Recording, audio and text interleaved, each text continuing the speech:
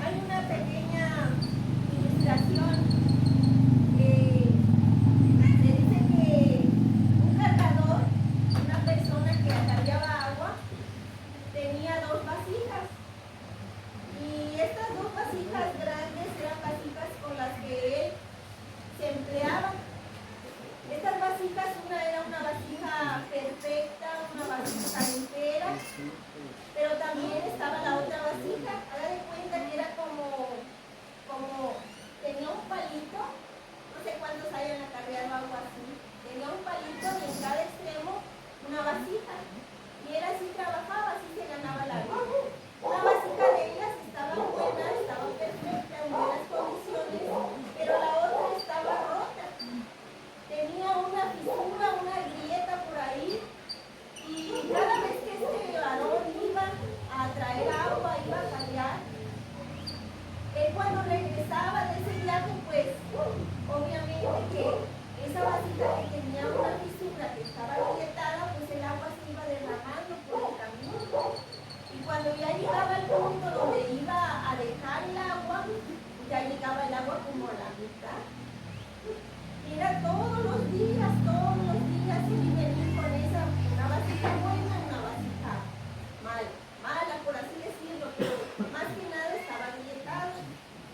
Hasta que un día, hermanos, es una historia, esa vasija dijo, se sintió triste y avergonzada, pues porque ella se sentía inútil de que pues no podía hacer bien esa labor. Y un día avergonzada le dice a este varón, al cargador, le dice, oye, yo quiero decirte algo.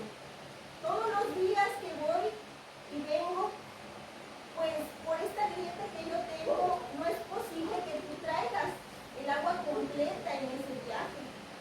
Y todos los días pasa igual y yo me siento mal, porque no recibes el dinero, la remuneración que pues tú estás haciendo tu esfuerzo, pero pues yo tengo esa grieta, la otra sí puede traer, pero yo traigo solo la mitad. Y aquel hombre, mirando a esa vasija rota, le dice, mira, le sonríe y le dice, mañana que nuevamente vayamos por el camino, yo quiero que observes atentamente. Y ya la vasija pues se fue consolada, ¿no? Al otro día, ya nuevamente el aguador emprende su viaje. Y en ese camino, él le dice, ya observaste lo que hay. Y la vasija mira a su alrededor. Y en ese camino que él transitaba todos los días, había un campo. Y el campo estaba, hermanos, cubierto de flores en la orilla. Toda la orilla de ese camino estaba cubierto de flores. Y ella observaba que eran unas flores muy hermosas. Y le dice el aguador, ¿ya viste las flores? Y le dice, sí. Y ella, como quiera, se sentía triste por lo que sucedía, pues porque su agua, le dice, yo estoy triste por lo mismo que te comenté ayer. Le dice, mira, si tú observaste atentamente y viste estas flores, ¿dónde crecen esas flores? Y le dice, pues solo a la orilla del camino. Y le dice, ¿sabes por qué? Y ella se da cuenta que el hecho de que ella tuviera esa grieta hacía que todos los días esa agua saliera y rociara, regara ese campo, y gracias a eso esas flores habían crecido. Y aquel aguador le dice, yo sabía muy bien de tus grietas, yo sabía muy bien de esas debilidades que tú tenías, pero estaba consciente y quise usarlas precisamente para que tú regaras ese campo, esas flores crecieran y yo pudiera recogerlas y llevarlas a casa de mi amo todo el tiempo. Y es una historia, a lo mejor algo pues fuera de lo cuando va a hablar una vasija, pero más allá de eso nos enseña una verdad. Es probable que humanamente nosotros podamos en muchas ocasiones considerarnos poca cosa o como esta vasija, estoy agrietada. Mas sin embargo, hermanos, Dios precisamente ocupa esos detalles, esas grietas en nuestra vida para hacer con nosotros sus propósitos. La palabra de Dios, hermanos, compara el Evangelio, compara, hermanos, en muchas ocasiones la luz del Evangelio con un tesoro escondido.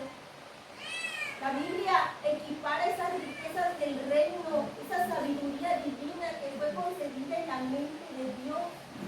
Que Pablo dice, cosas que ojo no vio, ni oído oyó, ni han subido en corazón de hombre, son las que Dios ha preparado para los que le aman. Y muchas veces viene a nuestra mente el cielo, pero esta porción, hermanos, este pasaje que dice esta palabra, cosas que ojo no vio, ni oído oyó, ni han subido en corazón de hombre, hermanos, leemos el contexto y Pablo está hablando precisamente del Evangelio y de la sabiduría de Dios. Algo que ninguna mente humana pudo haber concebido, un plan de redención, una salvación desde antes de la creación del mundo. Y esto es a lo que se refiere el escritor en los Corintios. Y precisamente, hermanos, hay una idea tan contraria. ¿Dónde guardaría usted un tesoro? ¿Dónde guardaría usted lo más valioso que tiene? Su dinero, posiblemente, alguna alhaja.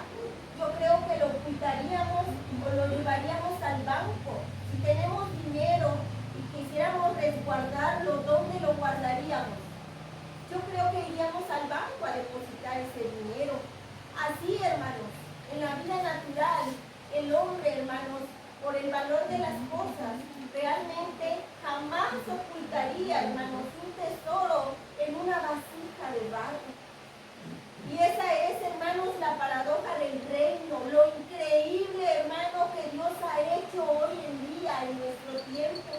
Que toda esa sabiduría, todo ese evangelio, todo ese conocimiento, toda esa salvación y redención, hermanos, Dios la depositó, dice Pablo, en una vasija de barro. Y hermanos, precisamente, hermanos, una vasija de barro pues nos habla de un material muy frágil. Ya decimos, ¿verdad? El barro pues nos habla de algo humilde, algo sencillo, algo que humanamente puede romperse, puede debilitarse, puede desgastarse. El barro como material, hermano, pues es arcilla, es agua, es lodo, es barro, hermano. Y ahí, hermanos, dice el escritor comparando la vida de cada uno de los heraldos, cada uno de los ministros, cada uno de los que sirven a Dios y predican el mensaje del Evangelio, los compara Pablo con esas vasijas de barro, las cuales Dios ha depositado el precioso Evangelio. Amén, amén. Y nos ha hecho ministros, hermanos, de ese gran tesoro. Nos ha hecho, hermanos, proclamadores de las buenas nuevas. Entonces, hermanos, cuando me llama mucho la atención en esta carta a los Corintios, porque Pablo precisamente usa esta figura de los vasos de barro. Pero en esta carta él habla mucho de sus sufrimientos. Hay una porción, hermanos, donde él empieza a narrar cómo ha vivido azotes, cómo experimentó naufragios, cómo vivió vituperios, cómo atravesó, hermanos, peligros de muerte, dice, peligros en el mar, peligros en tierra, fui perseguido, dice, fui azotado, en ocasiones lo consideraron ya muerto. Y en esta carta, hermanos, él, yo creo que revela más detalles que nunca de su vida personal, de sí mismo. ¿Y sabe por qué? Porque no para la vanagloria, no para que los demás mira como quién soy yo. Había una situación ahí en Corintios, hermanos. Habían llegado falsos maestros y esa obra que él había comenzado en ese lugar, pues estaba siendo estorbada. Y él habla, hermanos, precisamente acerca de su ministerio, de su dignidad como ministro, habla acerca de sus vivencias.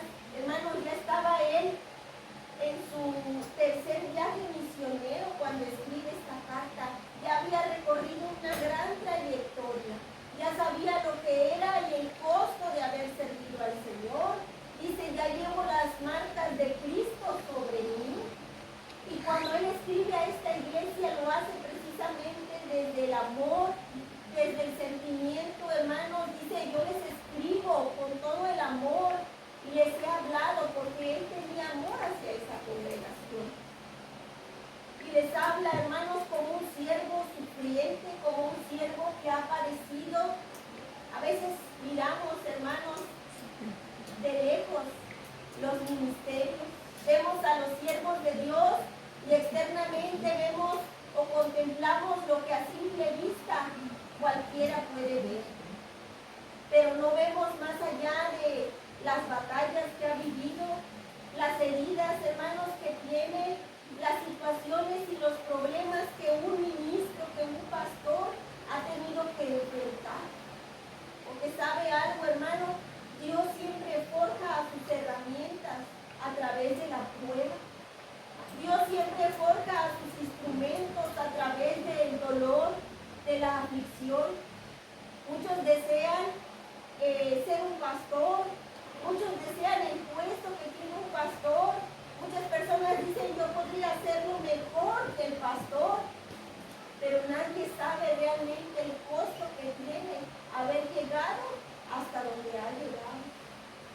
Nadie sabe, hermanos, y en muchas ocasiones se enfrenta traición, se enfrenta desprecio, se enfrenta soledad, aún mismo, hermanos, dentro del hogar, dentro de la congregación. Dios, hermanos, ocupa todas estas situaciones precisamente para moldear y transformar la vida de todos aquellos que sirven al Señor. Y en este caso, hermanos, Pablo habla desde la experiencia. Pablo tenía un alto perfil, hermanos. Él no era una persona improvisada, era un hombre capacitado, era un hombre instruido y era un hombre, hermanos, que había conocido, que había palpado claramente, y lo dice la Escritura, cara a cara aquel Cristo camino a Damasco. Pero a Dios, hermanos, no lo impresionaba todo el currículum de Pablo, no lo impresionaba todo lo que Pablo sabía o quién era, pero tampoco, hermanos, lo decepcionaba esos detalles en su vida, esas debilidades. Tenía muchísimas fortalezas como siervo, pero él también tenía debilidades. Y en esta carta, hermanos, es donde más reconoce él y más se deja ver cuál era la realidad en la vida de Pablo. Pablo habla de un aguijón en su carne. Habla, hermanos, de que él había orado al Señor por esta situación. Algunos teólogos, hermanos, tienen teorías acerca de lo que era la aflicción de Pablo. Pero el simple hecho de que usa la palabra aguijón nos habla de algo punzante, algo doloroso, algo que le afligía. Algunos piensan, hermanos, que era la vista, posiblemente. ¿Por qué? Porque en algunas cartas dice, con grandes letras, les escribo. En otras, en Gálatas, hace referencia, hermanos, a que dice, ustedes se habían sacado vuestros ojos para poder dármelos. Y es más, muchas de sus cartas también fueron escritas por otras personas como secretarios. Es probable, quizás no, que aquella visión camino a Damasco, dicen los teólogos, haya producido en él un efecto que duró toda su vida. Sabemos que él iba a ir persiguiendo a los cristianos, una luz, dice, resplandeciente, lo encegueció, cayó del caballo y escuchó esa voz, Saulo, Saulo, ¿por qué me persigues? Dura cosa te es dar cosas contra el aguijón. Y muchos afirman que es probable que de ese episodio la vida de Pablo haya cambiado. Y vaya que cambió. No tan solo, hermanos, en el nuevo ministerio que el Señor le estaba dando, en el llamado que Dios le estaba haciendo, sino que también físicamente pudo haber repercutido, hermanos, en su vista. No lo sabemos. Pero lo que sí estamos seguros, hermanos, de esta palabra que Cristo le da y le dice, dura cosa te es dar cosas contra el aguijón. Esta misma palabra aguijón que él usa para referirse al aguijón que él tenía en su carne. ¿Sabe algo, hermano? Cuando la yunta de los bueyes van ganando el camino, dice que aquel hombre que lleva esa yunta lleva consigo una punta. Precisamente usa esta palabra aguijón, este término, y cuando aquellos bueyes se niegan a avanzar, aquel hombre venía y los pulsaba para que continuaran. Pero cuando estos bueyes se resistían, se afligían, hermano, y ellos mismos, hermanos, al negarse a seguir, eran pulsados por ese aguijón. Y es algo similar a lo que el Señor le dice a Pablo, que él se estaba dando golpes contra sí mismo. Estaba luchando con algo que no podría resistir. Y de igual manera en su vida, hermano, ese aguijón en su carne, esa aflicción que él estaba llevando, dice, un mensajero de Satanás, algo que Dios había permitido para afligirlo, hermanos, pero que a la vez esa debilidad en su vida se convertía, hermanos, en un motivo por el cual Dios lo usaba de esa manera tan tremenda. Dice Pablo, 3 veces he orado al Señor y la respuesta era, bástate mi gracia, porque mi poder se perfecciona en tus debilidades. Hermanos, Dios quería que Pablo estuviera consciente que no se trataba de sus capacidades. Dice ahí cuando comienza hablando ese episodio, dice Pablo, y para que la vanagloria de estas visiones, dice, comienza hablando de él, de un hombre que fue arrebatado, dice, que vio cosas indescriptibles. Y más adelante continúa diciendo y hablando de este aguijón, dice, para que la grandeza de esas visiones no me causara vanagloria, me fue dado este aguijón en mi carne.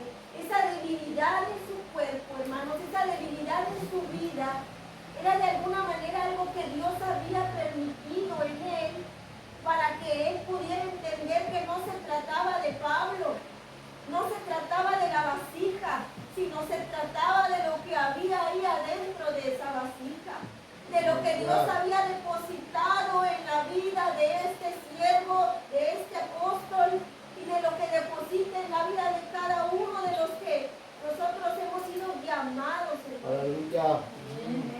Dios ha depositado en nosotros su sabiduría, ha depositado en nosotros su gracia, en su toda soberanía, hermanos. Él nos ha delegado una responsabilidad y un ministerio. Y no se trata, hermanos, de nuestras habilidades, de nuestros conocimientos. Muchas veces pensamos, hermanos, que es por la buena oratoria, por el buen estudio, por la preparación. Y no es así. Dios le hizo entender a Pablo que se trataba, hermanos, solamente de él, de la gracia de Dios en su vida que le había levantado una y otra vez. Hermanos, hay un episodio en Listra donde él llega a predicar la palabra y habla Lucas, hermanos, en los hechos. Lucas era médico y dice la palabra que cuando él llega y comienza a predicar, hermano, era un lugar muy difícil y la gente, hermano, al escucharlo estaban molestos. Dice que tomaron piedras, hermano, y lo comenzaron a apedrear, a lapidar. Lucas, que era médico, hermanos, vio esto y dice, él narra, quedó como muerto, lo creyeron muerto, lo arrastraron fuera de la ciudad y lo dejaron ahí tirado, abajo de una pila de piedras, hermanos. Imagínense, si un médico había visto esa escena y había él pensado que este hombre estaba muerto, era porque sufrió de una manera muy trágica en ese lugar. Pero el poder de Dios, hermanos, que estaba sobre la vida de Pablo, dice la Biblia que lo levantaron y se lo llevaron, y después, hermanos, salió de la ciudad, Solamente un hecho poderoso, un milagro de parte de Dios restauró la vida de Pablo y su salud. En cuántas ocasiones, hermanos, Dios nos ha tomado en sus manos, hermanos, como esa vasija, en manos del alfarero, hemos sido moldeados. A través de las duras experiencias que nos ha tocado vivir, hemos podido ver la mano de Dios. Hemos aprendido a depender de Él a cada paso, a entender que no son nuestras capacidades, que no somos nosotros, que es Dios a través de nosotros. Y así lo dice Pablo: por tanto, de buena gana me gloriaré en mis debilidades, para que repose sobre mí el poder de Cristo. Aleluya, hermanos, somos vasijas débiles, sin embargo, usadas por Dios. Hermanos, en el ministerio pastoral hay muchos hermanos que tienen trayectoria. Nosotros somos iniciados, llevamos poco tiempo sirviendo al Señor como pastores, mi esposo, mi familia, mis hijos. Y hemos vivido experiencias, hermanos, que nos han permitido ver a Dios de otra manera. Ciertamente, hermanos, Dios nos forja en este camino, porque Él tiene un propósito para nuestra vida. Y Él tiene un plan para nosotros. Y así como esa vasija, hermanos, que pensaba que probablemente era incapaz, y ese hombre, hermano, que la usaba sabiendo de esas debilidades que tenía, de igual manera Dios nos usa como instrumentos a cada uno de nosotros y de acuerdo a nuestras capacidades. Gloria a Dios. Somos vasos frágiles pero poderosos en Dios. Hoy en día se oye mucho la palabra empoderamiento. Y yo he visto que la usan hasta como eslogan de campaña. Hermano, no tiene nada que ver ese término con lo que la Biblia habla. Empoderamiento, hermano, tiene que ver con autosuficiencia, con independencia, hermano, con confianza en sí mismo. Lo que la Biblia habla, hermanos, y lo que Pablo se refiere cuando este tesoro es depositado en esas vasijas de barro, precisamente habla de una total dependencia de Dios. Nosotros recibimos dentro, hermanos, ese poder de Dios, como dice la Escritura, pero aún en todo esto debemos de reconocer que somos portadores, hermanos. Somos instrumentos en las manos de Dios. El apóstol, hermanos, yo quiero que ahí lean en esta porción que estábamos, enlista 4 sufrimientos. 4 tipos de sufrimientos, hermanos, que atraviesan una vasija precisamente. 4 formas de persecución. Usted lo ve ahí, hermanos. Primeramente, ¿qué dice? Estamos atribulados en todo, mas no angustiados. La primera es una paradoja, hermano. ¿Quién va a estar atribulado y no angustiado? O dígame si existe la tribulación sin angustia. Y esto que usa Pablo dice que estamos atribulados, pero no angustiados. Dice, es decir, estamos a punto, dice la expresión, estrechados a lo mínimo, pero no aplastados totalmente. Hubo circunstancias en la vida de Pablo, hermanos, difíciles y duras, donde llegan a la vida de todo ministro, de todo pastor, de desánimo, de enfermedad, de dolor. Yo estoy seguro, hermanos, que tenemos muchas vivencias que contar o que escuchar del labio del pastor Humberto. Situaciones, hermanos, que nos han dejado estrechados, pero no totalmente descensos, hermanos. Y Pablo lo sabía muy bien. También había vivido, hermanos, dice ahí la Escritura, el cansancio. Dice en una porción, ¿quién enferma y yo me enfermo? Y aparte dice, se agolpa sobre mí la carga de todas las iglesias. Porque era un apóstol y recorría. Él decía, aparte de todo lo que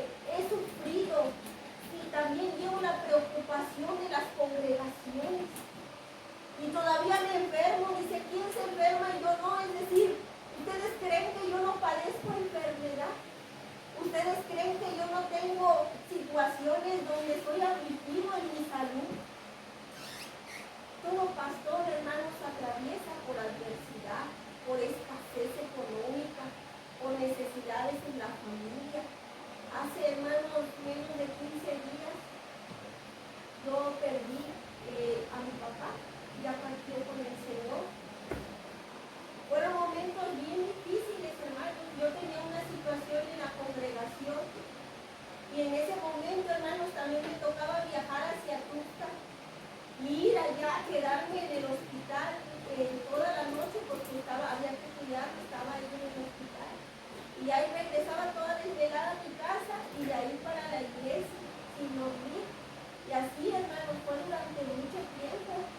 Pero más que nada, hermanos, lo que afligía mi corazón, yo creo que nada nos pega tan fuerte, hermanos, en el ministerio como lo es la familia. Yo veía la vida de mi padre en esa condición, estaba sufriendo, ya tenía él un cateterismo, tenía, hermanos, también su hemodiálisis, donde le hacían, también él había ya perdido su vista, había un nervio de su cabeza que se había afectado y le dolía el oído, no podía tragar, había tenido precisamente una hemorragia estomacal, por eso lo condujo. Hermanos, yo decía y me sorprendía. Un día llama a mi mamá y me dice, oye, me acaban de decir que es probable que haya un tumor en el cerebro. Le van a hacer estudios el día de mañana. Y hermano, yo nunca había escuchado a mi mamá tan quebrantada como ese día. Mi mamá, hermanos, estaba muy afligida. Y yo recuerdo que en esa ocasión la escuché porque estaba como que desahogándose. Y cuando colgué el teléfono, yo empecé a llorar. Porque pues había complicaciones, pero llegó un punto en que yo le dije, Señor, es demasiado. Él estaba sufriendo, estaba en agonía, ya llevaba mucho tiempo y le dije, Señor, no te voy a preguntar por qué sucede todo esto, porque seguramente tú tienes un propósito. Y me duele porque es mi padre, me duele verlo en esa cama. Y me angustio y lloro. Y no entiendo cuál es el propósito detrás de tanto sufrimiento, porque él anhelaba partir, decía, es que yo ya quiero irme, ya no quiero seguir sufriendo, ya estoy a cuentas con Dios. Y yo le hablaba, papá, póngase a cuentas, pídale perdón a Dios, y él se había puesto a cuentas. Y ese día yo llorando le dije, mira Señor, yo no entiendo nada, pero estoy segura que tú tienes un propósito detrás de todo esto. Yo te pido solamente que tú me ayudes a seguir confiando en ti, que en medio de todo lo que suceda, pase lo que pase, yo nunca deje de confiar en ti. Me agarré firmemente del Señor, hermano. Al poco tiempo, el Señor lo llevó a su presencia. Una noche, hermanos, que Él me permitió estar ahí con Él. Estuve cantando, estuve orando por Él, sin saber, hermanos, que en la mañana Él ya se iba a ir. Estuve ministrándolo, la presencia del Espíritu Santo estaba ahí. Cuando llegó el médico, me dijo, señora, hay dos cosas, o un paro respiratorio o un paro cardíaco, solamente prepárese y está usted ya consciente. Quiere que se le hagan las maniobras a su papá. Ya mi mamá había dicho que hasta donde yo. Hermano, una cosa que Dios hizo, y en medio de cualquier momento de adversidad, hermano, hay algo que yo pude entender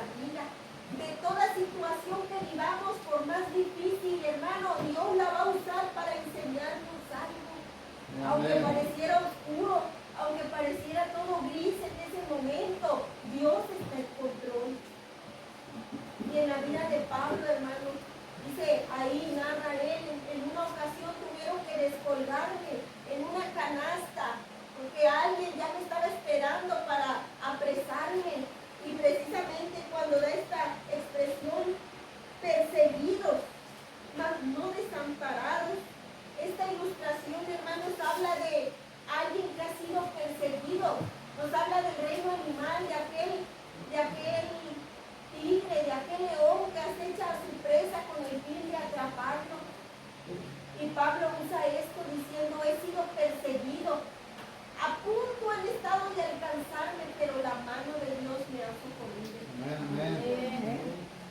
Y sigue diciendo, derribados, mas no destruidos. Hermano, nuevamente Pablo habla de esta figura de dos competidores, dice ahí que están en contienda, derribados, dice, cuando aquel hermano contrincante le da un golpe y manda a la lona al adversario, ahí se queda tirado, derribado, y probablemente aquel contrincante diga, pues ya gané, está en la lona, ahí terminó todo. Y Pablo en muchas ocasiones estuvo así.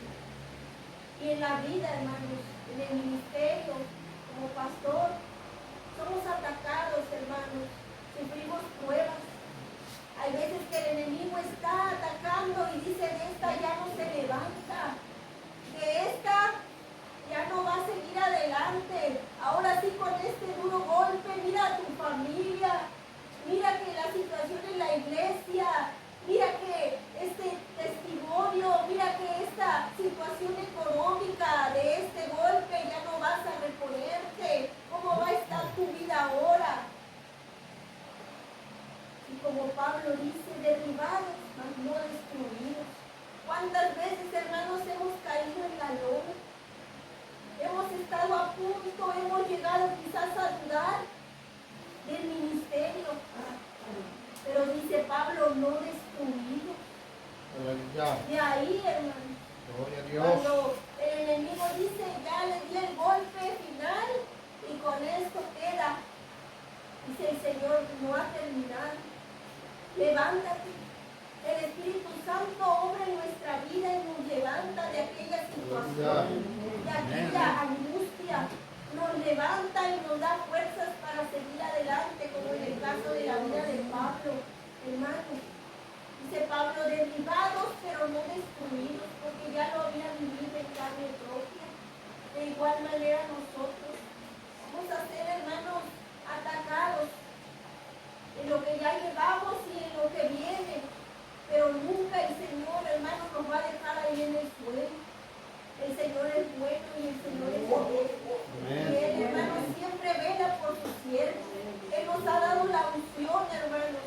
Él ha depositado en nosotros su poder divino y nosotros somos solamente vasijas, receptores, hermanos, instrumentos débiles, pero poderosos en las manos de Dios. Nunca considere, amado hermano, amada hermana, que es poca cosa. Yo siempre creía, hermanos, y por eso nunca me atrevía, porque yo decía, yo pensaba que Dios no podía usar a alguien como yo. Yo creía que alguien como yo era incapaz de que Dios pudiera usarme. Pero no se trata de nuestras capacidades, se trata de lo que Dios puede hacer a través de nosotros. No se trata de nosotros. Y la vida, hermanos, en el ministerio se enfrentan muchas situaciones, pero Dios nos dice, bástate mi gracia, porque mi poder se perfecciona en tus debilidades. Son esas debilidades precisamente lo que el Señor usa para fortalecer nuestra vida. Como esas vasijas, hermanos del alfarero. Hay un canto precioso que a mí me gusta, hermano, y yo creo que todos lo conocen, que dice, si gusta ponerse en pie, dice, un día orando le dije a mi Señor, dice, ¿sabe ese canto, hermano? Tú el alfarero, dice, y yo el barro soy. Moldea mi vida a tu parecer, haz como tú quieras, hazme. Hermano, y no es fácil. Cuando uno le dice al Señor, soy